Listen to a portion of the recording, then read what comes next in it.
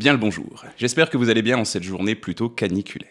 Qu'est-ce que vous seriez prêt ou prête à faire si on vous promettait que cela vous permettait de vivre 20 ans, plus vieux ou plus vieille et en excellente santé? Par exemple, est-ce que vous seriez prêt ou prête à vous injecter 1 litre de sang venu de vos enfants dans les veines si on vous disait que ça vous aidait à vivre plus vieux ou plus vieille et en bonne santé? Eh bien, c'est ce que fait Brian Johnson, le multimillionnaire de 45 ans, qui souhaite devenir immortel, ou presque, grâce à son projet Blueprint. Et selon lui, ça marche plutôt bien, puisque Brian nous dit que là où vous et moi, êtres humains de base, nous vieillissons d'1 année tous les 12 mois, lui, il prétend vieillir de seulement 7,5 mois tous les 12 mois. Ça veut dire que chaque année, il ralentit son vieillissement de plus de 4 mois, selon lui. Alors aujourd'hui, on va pas s'intéresser à ces espèces d'habitudes de vampires et tout ce qu'il fait avec le sang de ses enfants, non, on va s'intéresser à son alimentation bien évidemment, et on va plonger dans l'assiette de celui qui prétend connaître le secret de l'immortalité. Et on commence tout de suite. Commençons par regarder les grands principes de l'alimentation de ce bon vieux Brian. Alors déjà, ce qu'il faut savoir, c'est que Brian, il a toute une équipe de médecins autour de lui. Il est entouré de médecins, de chercheurs, de scientifiques, de personnes qui l'accompagnent, tels que des coachs sportifs et des cuisiniers, à longueur de journée. Il renouvelle très souvent ses équipes, il fait énormément de recherches, il a énormément de résultats, bien évidemment, et donc il va beaucoup améliorer en permanence sa façon de s'alimenter. Et du coup, avec ses équipes, il se base sur ses résultats sanguins parce qu'il fait très souvent des prises de sang pour adapter son alimentation. Sa vision des choses, c'est la suivante. C'est un peu l'opposé de la mienne. Il pense que les aliments dans leur version naturelle ne sont pas du tout les plus intéressants parce qu'on va toujours retrouver des petites choses à l'intérieur qui ne l'intéressent pas. Donc, il pense qu'il faut modifier les aliments naturels pour les rendre un petit peu plus parfaits. Je te donne un exemple. On pourrait se dire que, par exemple, si tu prends une cuisse de poulet, tu vas avoir des protéines, tu vas avoir des choses intéressantes. Mais dans la cuisse du poulet, il y a la peau, et la peau, c'est du gras, entre guillemets du mauvais gras, ce qu'on appelle du gras saturé, et lui il trouve que c'est pas logique. Donc il va chercher à modifier tout le temps ses aliments pour en retirer tout ce qui ne l'intéresse pas. Dans l'exemple de la peau du poulet, c'est plutôt facile parce qu'il suffit d'enlever la peau forcément, mais dans le reste de son alimentation, c'est beaucoup plus compliqué, notamment parce qu'il veut pas de gras dans son bœuf, tu vois. Chose qui est assez compliquée quand même. En plus de ça, Brian va chercher à apporter à son corps pile poil, au milligramme près, exactement ce dont il a besoin tous les jours. Je te donne un exemple. Tu sais que tu as besoin de manger certaines choses tous les jours pour être en bonne santé. Tu as peut-être déjà entendu parler de certains mots comme le fer. Tu sais peut-être que le fer, c'est quelque chose qui va construire ton sang d'une certaine manière et qui va permettre à ton sang de bien faire son travail dans ton corps. Je rentre pas plus dans le détail que ça. Les besoins en fer d'un adulte homme sont d'à peu près 11 mg par jour. Eh bien, il faut que tu saches que dans ton alimentation et dans la mienne, il va y avoir des journées où tu en as 15 mg, 8 mg, 12, 11, 14, 15, bref. Et sur la semaine, ça s'équilibre à environ 11 mg. Et ton corps, de toute façon, fait le tri pour éliminer ce qu'il pourrait y avoir en trop. Eh bien, lui, Brian Johnson, il veut pas de ça. Il veut que tous les jours, son corps reçoive pile poil 11 mg de fer. Et il va faire ça pour toutes les composantes de son alimentation. Donc toi, tu te dis, bah, c'est pas compliqué, il y a les sucres, il y a les protéines, il y a peut-être le fer. Non. Magnésium, calcium, vitamine A, vitamine B1, vitamine B3, vitamine B8, vitamine B6, vitamine B5, vitamine D, vitamine E, vitamine K, bref. Il y a des dizaines et des dizaines d'éléments qu'on trouve dans notre assiette que Brian veut contrôler parfaitement. Donc forcément, il y a le premier pilier dont je te parlais, le contrôle et la modification des aliments qu'il consomme, mais aussi bien évidemment l'ingestion d'énormément de compléments alimentaires à côté. Plus concrètement, Brian mange 2250 calories par jour, et pas une de plus ou une de moins, tu t'en doutes, réparties sur 3 repas. Il mange à 7h du matin, 9h du matin et 11h du matin, et tout le reste de la journée, il reste à jeun. Selon lui, cela lui permet de reposer ses organes et d'avoir des nuits beaucoup plus réparatrices. Bien, regardons la première habitude de sa journée, ce qu'il fait au réveil. Au réveil, ce qu'il va faire, c'est qu'il ne va pas manger. Il va juste ingérer une boisson. Une boisson riche en plein de choses très intéressantes pour sa santé, tu t'en doutes, qu'il a décidé de mettre en place parce qu'avant ça, il ingérait plus d'une centaine de gélules de compléments alimentaires au réveil. Il y a plus agréable quand on ouvre les yeux, non? Ça va pas beaucoup te parler, mais je vais te donner la composition exacte de sa boisson. Premièrement, il met 13 mg de spermidine, une molécule au nom un petit peu rigolo qu'on retrouve dans nos cellules et qui a pour fonction de le nettoyer de leurs déchets et dont la concentration diminue un petit peu avec l'âge. Ensuite, il va ajouter 7,6 mg d'acides aminés. Des acides aminés, c'est quoi? Ce sont des briques qui composent les protéines. Et les protéines, c'est quoi? Ce sont de plus grosses briques, espèce de briques de Lego, qui composent ta peau, tes muscles, etc. À côté de ça, il met 2,5 g de créatine, qui est une protéine qui va particulièrement constituer nos muscles. 20 grammes de collagène, qui est une protéine qu'on va retrouver un petit peu partout dans notre corps, qui permet à notre peau de garder l'élasticité, mais qui permet aussi de construire différentes choses. Je pense aussi aux articulations, je pense à certaines parties de nos muscles qu'on appelle les fascias. Bref, le collagène, c'est quelque chose qui va beaucoup diminuer avec l'âge et qui fait que finalement, on a la peau qui pend et nos muscles qui tombent. Et il ajoute à ça un petit peu de cacao et de cannelle. Tu noteras d'ailleurs que dans la recette, ce sont les deux seuls ingrédients qui sont à peu près naturels. Il prend cette boisson et même s'il avait 100 gélules et qu'il a voulu diminuer, il lui en reste quand même 20. Donc à côté de ça, il gobe 20 gélules de compléments alimentaires avec des fonctions complètement diverses. Des oméga 3, des molécules d'ail, des molécules de cacao, etc. Moi, ce qui me fait un tout petit peu sourire avec cette habitude, c'est que je comprends pas sa logique de ne pas aller chercher des aliments naturels. Plutôt que de prendre des molécules d'oméga 3, des molécules d'ail, etc. Moi, je pense qu'il faudrait plutôt manger du poisson, de l'ail, des choses comme ça. Mais je t'ai expliqué il y a quelques secondes qu'il voulait des aliments parfaits. Bien, passons au premier repas de sa journée, son petit déjeuner pris vers 7h. Alors ici, il mange tous les jours la même chose, ou presque, et c'est une recette qu'il a créée, qu'il a appelée le Super Veggie, dont je te remets ici une photo et les propriétés nutritionnelles. Je te redonne la recette précise, si jamais tu veux essayer toi aussi ce petit déjeuner. À l'intérieur, on retrouve 300 g de lentilles noires, 250 g de brocoli, 150 g de chou-fleur, 50 g de champignons maïtake, une cuillère à café de cumin, une cuillère à café de graines de chanvre,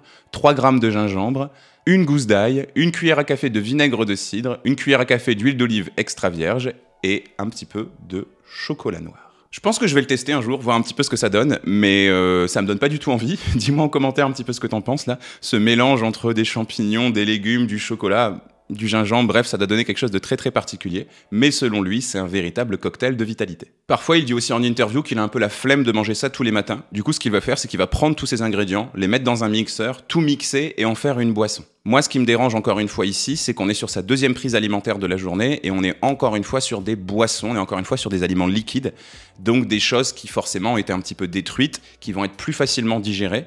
Donc je pense qu'en termes de satiété, il doit pas être très longtemps rassasié avec ce repas. La preuve, c'est qu'il fait son deuxième repas juste après, 2 heures après, à 9h du matin. D'ailleurs, venons-en à ce deuxième repas, sa collation de 9h du matin. Ici, encore une fois, il a créé la recette, bien évidemment. Tu te doutes bien que si le mec s'enquiquine à prélever du sang à ses enfants et à se les injecter, il n'a pas de problème à réfléchir une après-midi à créer des recettes. Cette recette, elle s'appelle le Nutty Pudding, et encore une fois, je te mets ici la photo et les compositions nutritionnelles de cette recette. Au niveau des ingrédients, voici ce qu'on retrouve à l'intérieur, encore une fois, si tu veux le tester chez toi. Il va ajouter plusieurs poignées de noix et de graines, des noix de Grenoble, des noix de macadamia, des graines de lin moulu, des graines de chanvre aussi, du jus de grenade, un petit peu de lait de noix de macadamia, 60 g de protéines de pois isolées, donc des protéines en poudre, et une grosse poignée de différentes baies, des fraises, des framboises, des myrtilles, etc. Encore une fois, comme sur le premier repas, on est sur un aliment entièrement végétal, et on est aussi sur des aliments qui sont de très bonne qualité, ce qu'on appelle des super aliments. Si cette notion de super aliment ne te dit rien, dis-toi que c'est les aliments les plus intéressants pour notre santé qu'on retrouve dans la nature,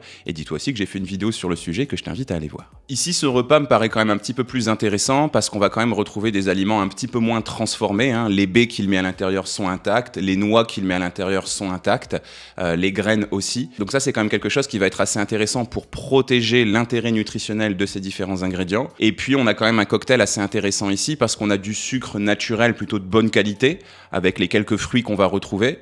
On a du gras, encore une fois, plutôt de bonne qualité, notamment avec les oméga 3 des graines et des fruits à coque. Et on a aussi un petit peu de protéines, de la protéine de pois, qui est parmi les meilleures protéines végétales qui soient. Bon, ça m'enquiquine un petit peu, moi, qu'elle soit isolée, qu'elle soit en poudre. Ça aurait été mieux de mettre une vraie protéine intacte. Mais pour moi, c'est un repas qui tient un petit peu plus la route que le premier. Et qui doit aussi être un petit peu meilleur. Troisième et dernier repas de la journée pour lui, son déjeuner, si on peut dire, à 11h du matin. Ici, il explique que c'est le repas où il apporte le plus de variété. Autant les 2 premiers repas de la journée sont toujours les mêmes. Ici, il a plusieurs petites variantes de ce repas, même si elles font toutes parfaitement 500 calories, pile poil. Il en a quand même une qu'il préfère se faire assez régulièrement et je t'en donne la recette tout de suite. Il va mettre 500 g de betterave cuite, 300 g d'asperges cuites, 21 g d'amandes, une tasse de roquette, une grosse échalote, 3 cuillères à soupe de vinaigre balsamique, 3 cuillères à soupe de moutarde de Dijon et 1 cuillère à soupe de graines de moutarde. Donc je sais pas toi, dis-moi en commentaire si c'est ton cas, mais moi c'est le repas qui me paraît le plus savoureux de la journée finalement. On est sur une espèce de salade un petit peu améliorée avec plein de fraîcheur, plein d'aliments assez intéressants.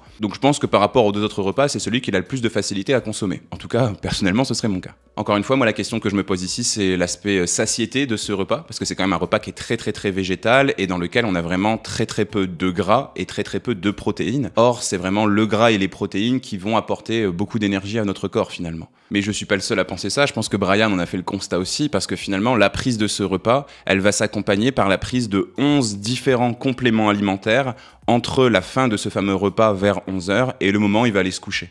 Donc toute son après-midi est rythmée par des prises de compléments alimentaires répétées. Encore une fois, des extraits d'ail, des extraits de cacao, des oméga 3, bref, des choses qu'il aurait à mon avis mieux fait de mettre dans son assiette. Bon, et puis en parallèle de ça, il faut aussi que tu saches qu'il fait 7 heures de sport par semaine, 1 heure tous les jours avec un coach. Ça, c'est plutôt très très intéressant parce qu'il fait des sports très très complémentaires, des sports d'équilibre, des sports de force, des sports de gainage, des sports de cardio. Donc cet aspect-là tient plutôt très très bien la route. Même s'il faut se le dire, pas tout le monde ne peut se permettre d'avoir un coach sportif qui vient chez lui pour lui donner un cours très précis tous les jours comme ça d'1 heure. Voilà les grandes lignes. Alors c'est bien beau tout ça, mais est-ce que ça fonctionne? Alors, comme je te l'ai dit en intro, selon les statistiques qu'il a eues grâce à ses projets de recherche, qu'il fait sur lui-même, hein, c'est son propre cobaye d'une certaine manière, même s'il en fait un peu subir à son fils aussi, regarde ses vidéos, tu verras ça, il estime qu'il vieillit moins vite que nous. Comme je te le disais en introduction, nous, tous les ans, on prend 1 an, hein, d'une certaine manière, c'est logique.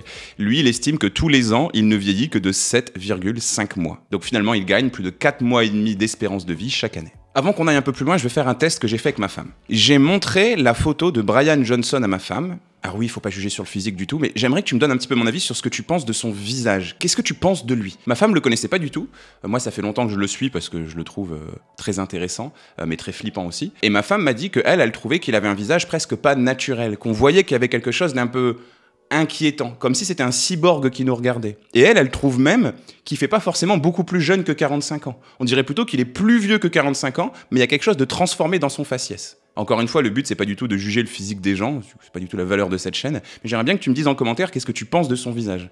Moi, il me fait un peu flipper. Mais revenons-en aux résultats. Je te mets ici à l'écran un tableau qui présente les données biologiques, les analyses que va faire Brian Johnson sur son corps. La colonne qui nous intéresse, c'est la colonne équivalent d'âge, parce que ça veut dire, selon le résultat qu'il a eu, quel âge a l'organe, quel âge a son corps, etc. Par exemple, si tu regardes la glycémie plasmatique à jeun, donc la 3e ligne, tu vois que dans équivalent d'âge, il a 28. Donc ça veut dire que malgré le fait qu'il ait 45 ans, il a la glycémie qui correspond à un homme de 28 ans. Donc finalement, il a une glycémie 17 ans plus jeune que ce qu'il a réellement. Si on regarde juste en dessous, tu vois 16 à graisse corporelle. Ça veut dire que malgré le fait qu'il ait 45 ans, il a autant de gras dans son corps qu'un adolescent de 16 ans. Donc je vais pas toutes te les faire, mets la vidéo en pause, regarde un petit peu toutes ces données et tu verras que c'est quelque chose d'assez criant, que apparemment finalement c'est vrai, hein, son corps semble vieillir moins vite que le nôtre, il semble gagner des années. Bien, c'est bien beau tout ça, mais qu'est-ce que j'en pense ? Je pense premièrement que ce que fait Brian Johnson, c'est génial. Si tu veux t'en convaincre, d'ailleurs, n'hésite pas à aller voir plein de vidéos. Il a une chaîne YouTube, il y a énormément de ressources. Le mec est très très suivi, il est partout en interview. Bref, tout est disponible en plus sur son site. Vraiment, va voir ce mec, il est absolument incroyable. Moi, je trouve ça génial parce que c'est son propre cobaye, il fait énormément de recherches, il essaye de toujours remettre en question ses acquis et sa quête, même si tu peux la trouver un petit peu malsaine, elle est plutôt juste parce qu'en fait, lui, il veut prolonger l'espérance de vie, mais il veut surtout prolonger l'espérance de vie en parfaite santé. Et moi, je suis plutôt d'accord avec ça. Je pense que vivre de plus en plus vieux, c'est une chose, mais si tu galères les 20 dernières années parce que tu perds la tête, parce que ton corps te fait souffrir, etc., ça n'a pas trop d'intérêt. Je préfère vivre 70 ans et avoir profité toute ma vie que tenir jusqu'à 100 ans et avoir passé 30 ans comme un légume. Ce n'est que mon avis. Mais lui, sa quête, elle est plutôt intéressante parce que ce qui l'intéresse, c'est pas uniquement le chiffre, mais vraiment l'aspect santé, l'aspect bien-être. Bon, après les compliments, bien évidemment, deuxième point, il est complètement flippant. Il est complètement flippant parce qu'en fait, il ne laisse rien au hasard. Donc je suis pas dans sa tête du tout, mais j'imagine que ça doit quand même être un sacré stress au quotidien. Déjà, contrôler son poids, c'est compliqué, contrôler son nombre de calories, c'est compliqué, mais aller contrôler le moindre milligramme consommé de chaque nutriment chaque jour, je pense que c'est quand même une certaine source de stress. Ensuite, il a aucune intimité. Regarde ses vidéos YouTube, c'est vraiment flippant. Le mec ouvre les yeux, il y a 3 médecins autour de lui, il va pisser, il y a 2 médecins, il se fait des prises de sang à longueur de journée. En plus de ça, il s'inflige des choses vraiment pas cool parce qu'il arrête pas de s'injecter des trucs de partout, dans les cheveux, dans le cuir chevelu, dans la peau. Bon, c'est son choix, hein. Mais j'espère vraiment pour lui que ça va fonctionner, quoi. S'il meurt à 82 ans d'un infarctus, comme beaucoup de personnes, ça aura vraiment été con, Brian, parce que t'auras passé ta vie à souffrir pour pas grand-chose. Et puis le troisième point, pour en revenir à l'aspect nutritionnel, c'est pour moi un petit peu dommage d'avoir une alimentation tellement transformée. Si j'étais à sa place, si j'avais ses ressources, si j'avais son temps, si j'avais son budget, si j'avais ses laboratoires, j'essaierais plutôt de faire quelque chose de complètement différent en revenant à des aliments parfaitement naturels, je sais pas, avec un espèce de potager Ou plutôt que de contrôler la quantité de milligrammes qu'il y a dans les aliments, je contrôlerai vraiment la qualité du sol, la qualité de l'air, la qualité de l'eau. Je trouve ça dommage que, encore une fois, il ait poussé sa quête dans un extrême. Je t'en parle très souvent, à chaque fois que je critique des modèles alimentaires comme le jeûne intermittent, l'OMAD, le régime cétogène ou ça part plutôt d'un constat intéressant, ça part plutôt d'une bonne intention, mais à chaque fois c'est poussé dans des extrêmes qui rendent les choses déjà premièrement socialement quasiment impossibles. Lui, je pense pas que quand il est invité au restaurant, il prend un petit peu ce qui passe sur la carte, qu'il grignote des petites choses à l'apéro. Je suis pas sûr qu'il lâche prise en allant se boire une petite bière de temps en temps, quoi. Après, c'est ses choix, il y a pas de problème. Mais socialement parlant, c'est très compliqué. Et puis bien évidemment, son alimentation représente un budget absolument phénoménal. Ajoute à ça toutes les recherches qu'il fait sur lui et tu comprendras que c'est un budget. Oublie pas qu'à la base, c'est un multimillionnaire, le mec. Bon, et puis je conclurai que pour l'instant, il n'y a rien du tout de prouvé dans ce qu'il fait.